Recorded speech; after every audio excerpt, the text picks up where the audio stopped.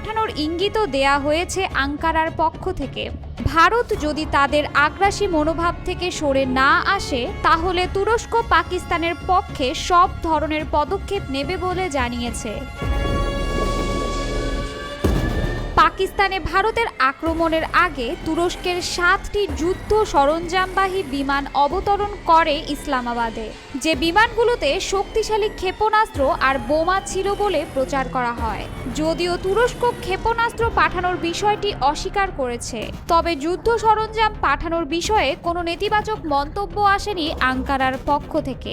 Erdogan পাকিস্তানের দীর্ঘদিনের মিত্র, ফলে বিপদে তুরস্ককে পাশে পাবে এটা প্রত্যাশা করতেই পারে শেহবাজ শরীফ।